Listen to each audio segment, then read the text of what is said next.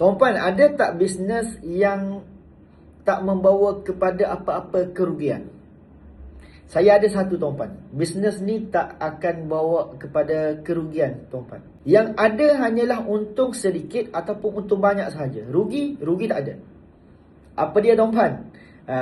Jawapannya adalah bisnes public gold. Menjadi public gold business owner ataupun menjadi dealer public gold. Tuan-puan, untuk permulaan jadi dealer, kita beli emas dengan jumlah yang agak besar sedikit, sekitar 30 gram untuk normal dealer dan 50 gram untuk priority dealer. Kita beli emas, tuan-puan, emas tu hak milik kita 100%. Macam orang lain beli emas, cuma kita beli emas tu untuk ambil package dealer dan besar sikit lah, sekitar 20,000 untuk normal dealer dan sekitar 30,000 lebih untuk priority dealer. Jadi, tuan-puan, emas tu hak milik kita. Dan, tuan-puan, sebab apa saya cakap bisnes public gold ni tak ada rugi, tuan-puan. Hanya untung banyak ataupun untung sedikit sahaja, tuan-puan. Okey, bulan pertama tuan-puan bantu penyimpan emas. Sale yang tuan-puan buat sekitar 50,000 contoh. Maka keuntungan tuan-puan ataupun insentif yang diberi kepada tuan-puan adalah sekitar RM1,000 pada bulan tersebut. Bulan kedua, tuan-puan, sale tuan-puan adalah RM100,000. Maka tuan-puan akan dapat insentif sekitar RM2,000 dibayar oleh pihak public gold.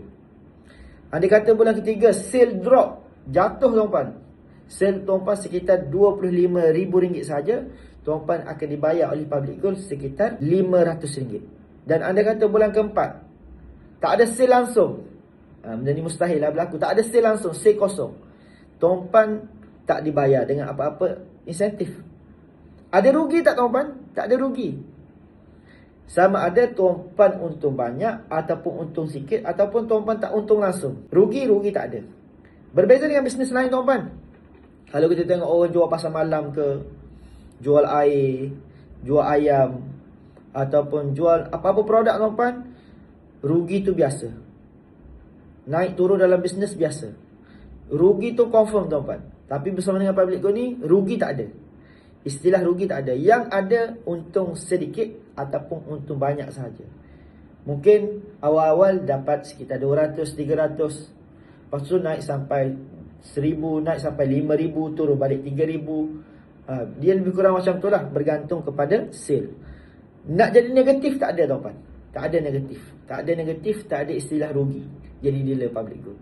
Jadi anda kata, tuan-puan, nak menceburi bidang yang bagi income kepada tuan-puan dan bisnes ni tak memberi kerugian kepada tuan-puan, jom sama-sama kita menjadi public gold business owner, InsyaAllah.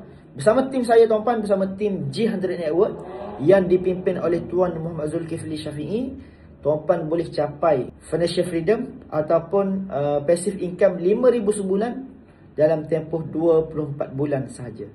InsyaAllah, saya akan bantu guide sebaiknya dengan support system yang disediakan oleh tim, dengan ilmu yang disediakan oleh tim, dengan mentorship daripada pihak public gold, dengan toolset yang telah disediakan. InsyaAllah, semua orang mampu berjaya bersama dengan bisnes public gold.